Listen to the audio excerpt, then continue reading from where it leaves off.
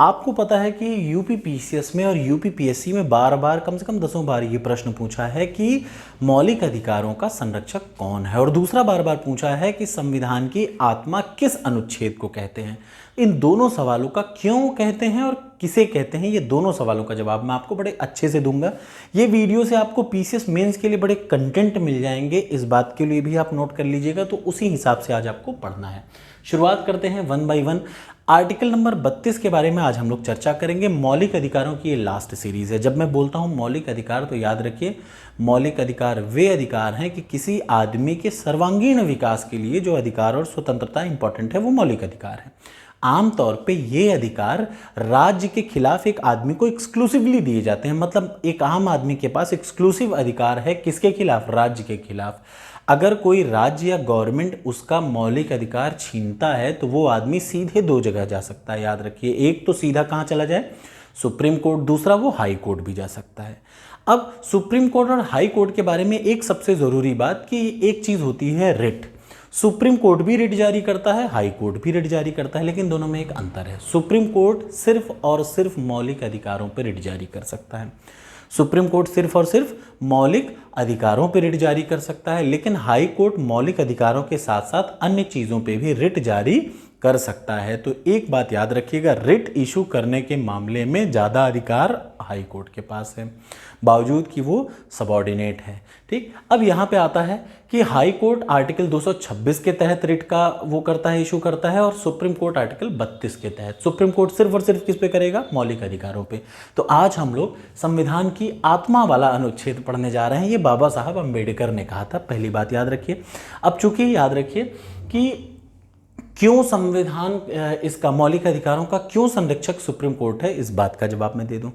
बावजूद कि high court के पास ज़्यादा अधिकार है, लेकिन इन दोनों में सीनियर कौन है? सुप्रीम कोर्ट है। इसलिए संविधान का जो संरक्षक है वो कौन का बोला जाता है? सॉरी, जो मौलिक अधिकारों का संरक्षक है वो बोला जाता है सुप्रीम कोर्ट को, ना कि छोटे किसी कोर्ट को, याद रखिएगा। ठीक है, तो शुरुआत करते हैं। मौलिक अधिकारों के विषय में आर्टिकल नंबर 32 कहता है कि 5 अलग अलग रिट जारी किए जा सकते हैं, 5 अलग अलग चीज़ों पे। कौन कौन से, ये मैं आज आपको बताता हूँ। ठीक, ध्यान से सुनिएगा, मेंस के लिए बड़ा ज़रूरी है। आज की इस वीडियो में आपको एक और चीज़ सुनने को मिलेगा, स्टे ऑर्डर क्या होता है। ठीक, बड़ा ज़रूरी है क्योंकि पीसीएस मेंस के लिए ये ज़रूरी है, ये इसलिए मैं बता रहा हूं। तो चलिए शुरुआत करते हैं। सबसे पहले आपको रट लेना चाहिए, आर्टिकल नंबर 32 में कितने हैं? 5 चीज़ों पे रिट है। सबसे पहला क्या है? सबसे पहला है हबीस कॉर्पस। अब जब मैं ये बोल रहा हूं तो एक और मेरी रिक्वेस्ट है आपसे, अगर आप हिंदी मीडियम के हैं या इंग्लिश मीडियम के हैं, हिंदी हो तो खास तौर से इंग्लिश वाली लैंग्वेज जरूर रटिए, क्योंकि कुछ साल पहले पीसीएस में ही हबीस कॉर्पस लिख के आ गया था। तो अब आप कंफ्यूज हो जाएंगे और आप क्लेम नहीं कर सकते, क्योंकि माना इंग्लिश को जाएगा तो हिंदी वाले बच्चे भी इंग्लिश जरूर रटे रहें। हबीस कॉर्पस, दूसरा मेंडामस, तीसरा प्रोहिबिशन, चौथा सर्शियोरी, और पांचवा है क्यू वारंटो। फिर से मैं नाम बोल रहा हूँ, फिर मैं हिंदी में बोलूँगा। हबीस कॉर्पस, हबीस कॉर्पस मतलब बंदी प्रत्यक्षीकरण। दूसरा मेंडामस का मतलब परमादेश, परम आदेश, परमादेश। प्रोहिबिशन का मतलब क्या? प्रतिषेध, प्रतिषेध। सर्शियोरी का मतलब उत्प्रेषण, उत्प्रेषण, याद रखिएगा। और क्यू वारंटो का मतलब अधिकार परीक्षा। अब मैं 1 बाय 1 फिर से बता के फिर स्टार्ट करूंगा। हबीस कॉर्पस बंदी प्रत्यक्षीकरण, मेंडामस परमादेश, प्रोहिबिशन प्रतिषेध, सर्शियोरी उत्प्रेषण, और क्यू वारंटो अधिकार परीक्षा। ध्यान से सुनिएगा, इन चीजों पे कोर्ट रिट जारी कर सकता है। सबसे पहला है हबीस कॉर्पस। पहला क्या है? हबीस कॉर्पस। हबीस कॉर्पस का मतलब बंदी प्रत्यक्षीकरण। बंदी किसको कौन प्रत्यक्ष कराएगा? कोर्ट कराएगा। तो याद रखिए ये जारी किया जाता है कोर्ट द्वारा। ये कोर्ट जारी करेगा किसके अगेंस्ट में? तो किसी भी पब्लिक अथॉरिटी या प्राइवेट इंडिविजुअल। याद रखिएगा, बंदी प्रत्यक्षीकरण का रिट किसी भी प्राइवेट अथॉरिटी या पब्लिक अथॉरिटी, मतलब प्राइवेट का भी मैनेजर चाहे गवर्नमेंट का आदमी, दोनों के खिलाफ जारी किया जा सकता है। और इसका एक मतलब होता है, हमें चाहिए इसकी body, to have the body of. बंदी को प्रत्यक्ष करो मेरे सामने फिजिकली, ऐसे नहीं कि हवा में। बंदी को, बंदी का मतलब जो कैदी है उसको मेरे सामने प्रकट करो, सामने खड़ा करो मेरे, यही है बंदी को प्रत्यक्षीकरण। ये कौन करता है? कोर्ट इशू करता है किसी भी पब्लिक या प्राइवेट अथॉरिटी के खिलाफ। अगला आ जाइए, मेंडामस का मतलब परमादेश। एक होता है रिक्वेस्ट करना, एक होता है क्या करना? आगे पीछे करना। एक होता है आदेश देना, राय ना मांगना। परम आदेश, परम आदेश कौन मतलब ये कौन इशू करेगा? परम आदेश का मतलब होता है हम आदेश देते हैं कि, या फिर वी कमांड। ये इशू किया जाता है, ये इशू किया जाता है कोर्ट द्वारा एक पब्लिक अथॉरिटी के लिए, पब्लिक ऑफिशियल्स के लिए। याद रखिए, मान लीजिए कोई डीएम है, अब कोर्ट गरियाना शुरू करे कि यार हम तुम्हें आदेश दे रहे हैं कि तुमने जो काम किया वो सही से नहीं किया, उसको सही से करो।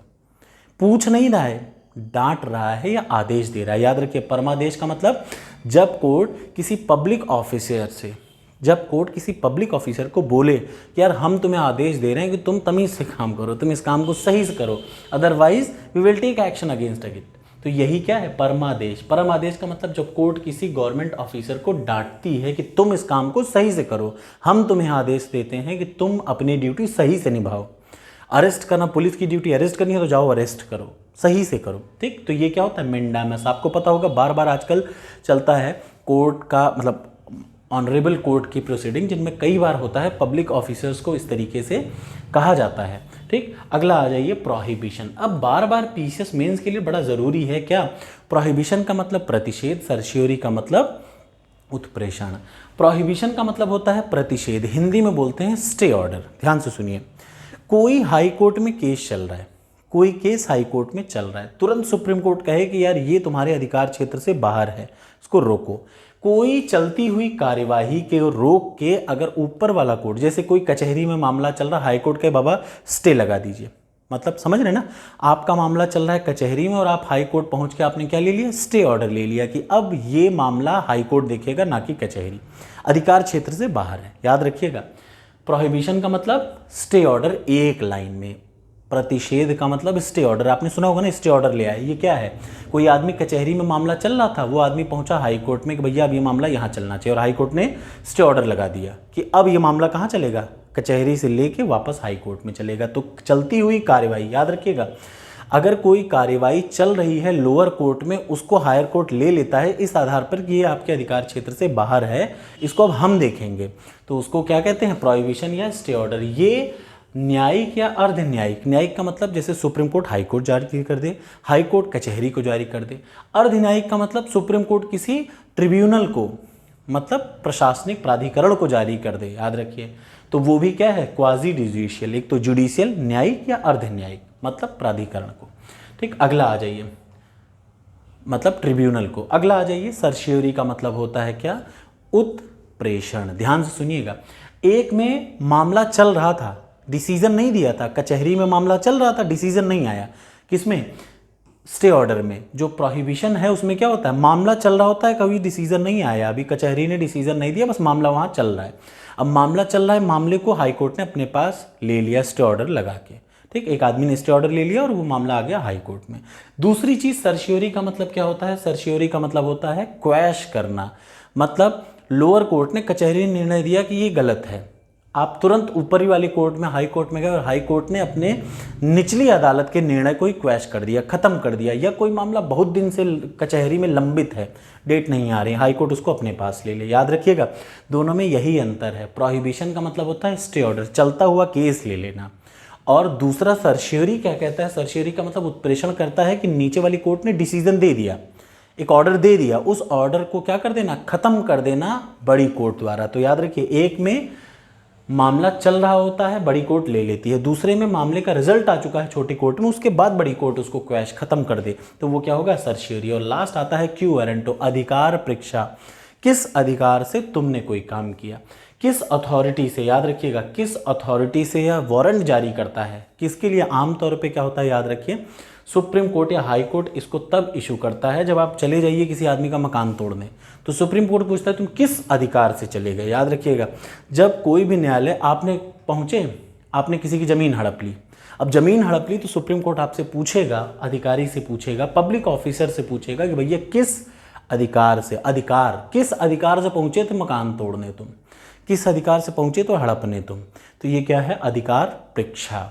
तो ये है 5 क्या रिट, आर्टिकल नंबर 32 के। कैसी लगी वीडियो ज़रूर बताइएगा। अब इसके बाद मैं आपको शुरू करूंगा डीपीएसपी, एक वीडियो में ख़त्म होगा, फंडामेंटल ड्यूटीज़ एक वीडियो में ख़त्म होगा, उसके बाद हम लोग सीधे आ जाएंगे पार्लियामेंट पे। तो थैंक यू सो मच, अच्छी लगी तो लाइक करिए।